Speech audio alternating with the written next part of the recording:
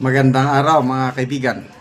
Bigyan natin ng reaction opinion itong pahayag ni Yusek Claire Castro tungkol sa 20 pesos per kilo na bigas. Parang lumalabas, nahulog siya sa patibong ni BP Inday Sara. Alam nyo, napaka-utak si BP Sara yung mga sagot niya. If you do not read it between the lines, magmumukhang kang otso-otso. Ito, Facebook Reel, posted by Duterte Insight Hub. Tanong tungkol sa 20 pesos per kilo na bigas. Sinabi niya na posible daw yung bentahan ng 20 pesos na bigas. Pero ayaw niyang ibahagi. Ayaw ibahagi. Paano gagawin yung pagbebenta? Sabi ni BP Sara, alam ko kung paano pababain yung presyo ng bigas, 20 pesos per kilo. Kailang hindi ko sasabihin dahil ayaw kong tulungan si PBBM. Ganun eh. Pagka maro na sagot ba? So anong reaksyon ni Yusek Claire Castro? Yan, nahulog siya sa patibong. Nagmukhang otso-otso. 20 pesos na kada kilo ng bigas kasi ayaw niyang tulungan si Pangulong Marcos.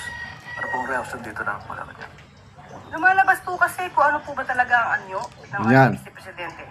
Lumalabas ang tunay na kulay ng Vice-Presidente. Yun, sirang Duterte na naman. Sa pag-amin niya, nandito po ang kanyang sinabi, na imposible talaga ang 20 pesos na bigas, pero pwede. Oh. Nagsabi na si BP Sara, imposible ang 20 pesos per kilo na bigas. Inamin niya na, kailan sabi ba yan, dinagdagan, may alam akong sikreto, hindi ko lang sasabihin, kaya ayokong tulungan si PBBM. Mahina siyang reading in between the lines. Makikita mo na.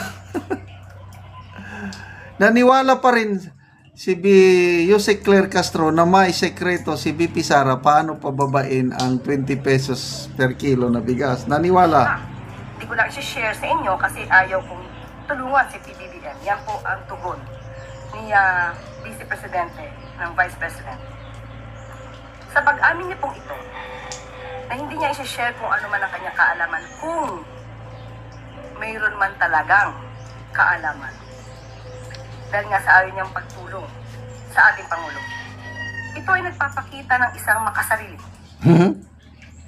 Tandaan po natin, kung ano man po ang kaalaman na meron kayo para sa taong bayan, ito po dapat ay agad-agad na isinasagawa at hindi po dapat ina-timing. Hindi ba na po naiisip ng Vice-Presidente ang kapakanan ng taong bayan, lalo na po yung iba ay nahihirapang bumili ng bigas kahit na po mababa ang presyo ng bigas. Tandaan po natin, ang paglilingkod sa bayan ay hindi isang laro. Ang gobyerno, ang bansa ay hindi isang malaking playground. Huwag naman po sana maging asal bata ang Vice-Presidente. May Vice President Sara doon. Okay. So, ito, opinion ko lang ito mahina talagang mag-analyze ng tanong at sagot si Yusek Claire Castro. Ginamit lang niya yon para siraan si BP Sara ng makasarili, kung ano-ano. Una, granting na totoo yung sekreto ni BP Sara na alam niya talaga. Magkalaban sa politika eh. Nung hindi pa nabuwag ang unit team, pwede. Kung intact pa sila, maganda yung relationship, tapos ayaw niyang i-share, pwede na, bakit naman ayaw niyang i-share? Di ba katandem niya? Di ba isang pamilya lang yan? Pwede. Ngayon, wala na eh. Away to the max. In-impeach na nga nila eh. Kaya kung ako, si BP Sara, granting na alam ko na may pamamaraan, hindi ko rin sasabihin dahil bakit ko tutulungan yung kalaban ko sa politika.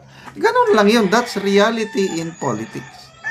Itong sinasabi ni Claire Castro puros yung ideal na pag may alam ka sabihin mo.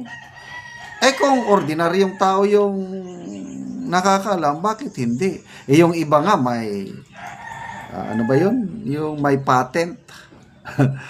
Di ba, pag may na-discover ka isang bagay, ipatent mo para sarili mo lang yun, pagkakitaan mo yun. Oh.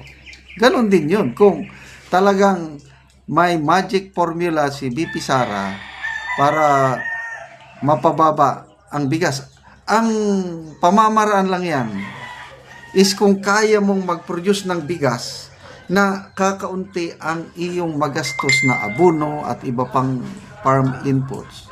Kaya, ayun. Talagang, I don't know itong, ano. Okay, so, mahina lang siya na talagang mag-analyze. Kung mataas ang iyong gastos sa pag-produce ng palay, mataas din ang presyo. Kung may sekreto si BP Sara, which I believe wala. Hindi naman siya agriculturist. Hindi naman siya scientist. O kahit yung mga nakalalay sa kanya, wala akong nakikitang magic formula niya para pababain yung cost of production and then yung pagbenta ng palay mura, kaya magiging mura din ang bigas. Wala yun. Kaya nga sinabi niyang imposible. Imposibleng mapababa ang presyo ng bigas ng 20 pesos per kilo. Tapos, naniwala pa si Jose Claire Castro na makasarili si BP Sara dahil ayaw niyang ano. So, ganun po yun. Yan, magaling ang mga Duterte yung maganyan, mga mix of words para papasukin ka sa bitag nila.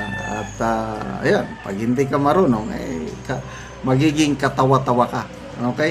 So, magbasa lang tayo sa mga comments.